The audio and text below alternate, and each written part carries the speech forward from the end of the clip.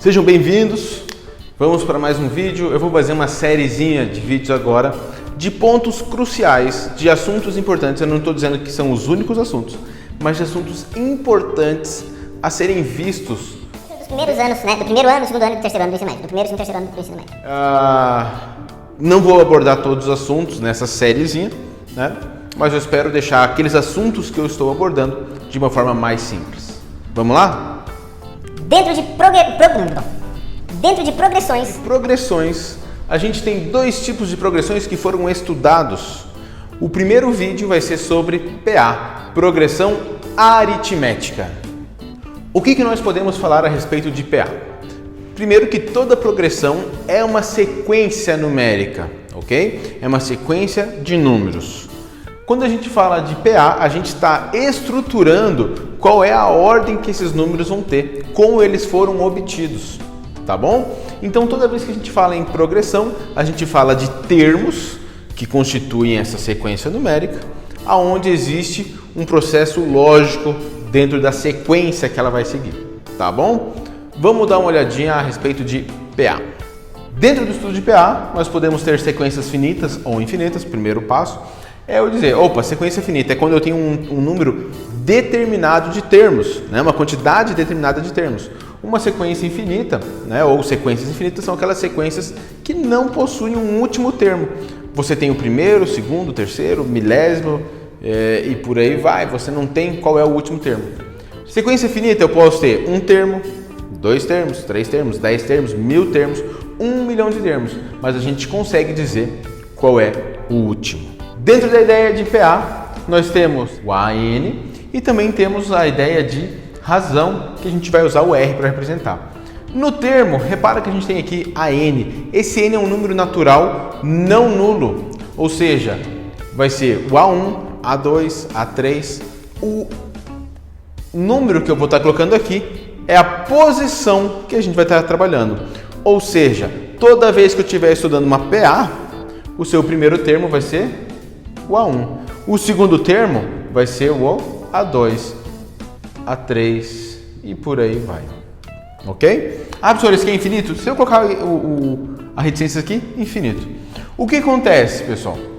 Para eu dizer que isso aqui é uma PA, a razão entre um número e outro vai ser um valor somado, ok? Então, o que a gente tem é A1 mais a razão é o A2, A2 mais a razão é o A3, A3 mais a razão vai ser o A4 e por aí em diante.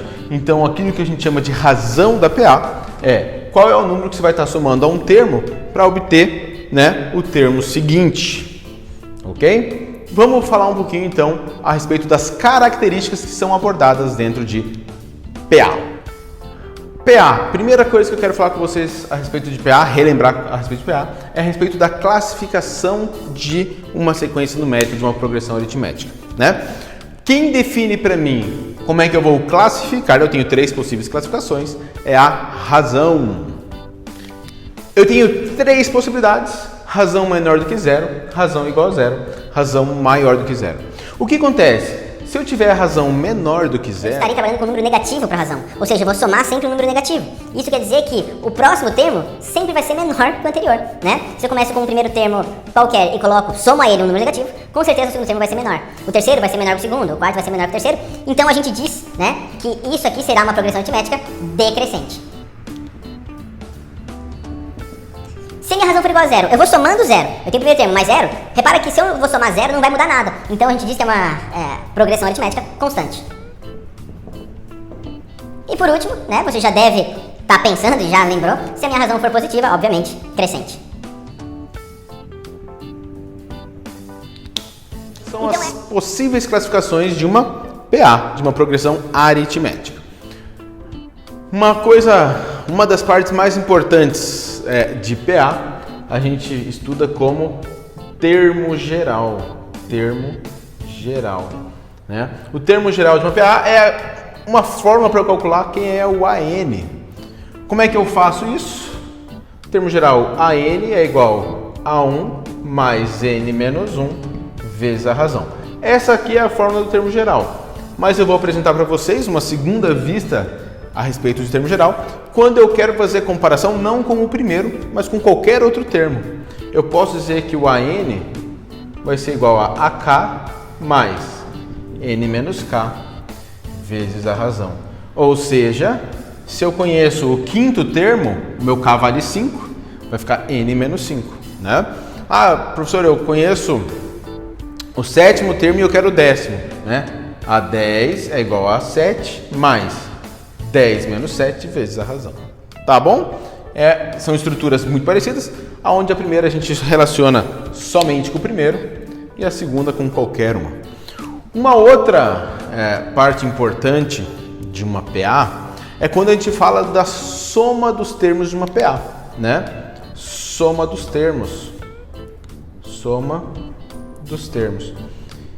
Tem toda uma historinha, a gente fala lá sobre a historinha de Gauss, né? Que Gauss encontrou essa fórmula. O que você precisa? Primeiro, quantos termos? Eu não posso fazer a soma de infinitos termos de uma PA. Então eu preciso saber quantos termos eu vou somar. E aí a ideia para calcular todos esses termos vai ser: pego o primeiro termo da PA mais o último termo dessa PA, multiplica pela quantidade de termos e divide por 2. Essa é a fórmula, né, da soma dos termos de uma PA. Tranquilo? Muito utilizado, tanto o termo geral quanto a soma dos termos. Então, é essencial que vocês tenham esses conceitos aqui, tá bom? Vamos para o último passinho que eu tenho para falar para vocês. Esse último passo que eu quero falar para vocês é sobre interpolação. Ele vale tanto para PA como também vai valer para PG, tá? O que a gente tem que falar sobre interpolação na PA? Interpolação é um tipo de exercício, uma forma de ser cobrado algo em relação a PA, tá? No caso da PA, ele vai falar assim: interpole um número X de termos aritméticos entre dois outros termos.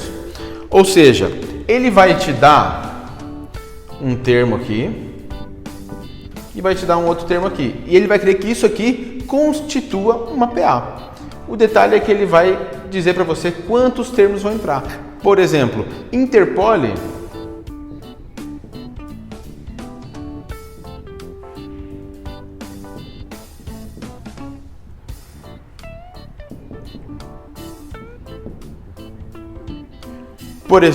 interpole 3 termos aritméticos entre esses dois. O que eu tenho que enxergar, né? Que a hora que eu enxergar isso vai ficar bem tranquilo. Se eu vou colocar 3 termos entre esses dois, não vou nem colocar aqui. Esse primeiro vai ser o A1. Eu vou ter 3 termos aqui dentro. Se eu vou colocar 3 termos aqui dentro, eu já tenho o A1. Vai aparecer o A2, A3 e A4. E quem vai ser esse aqui? O A5.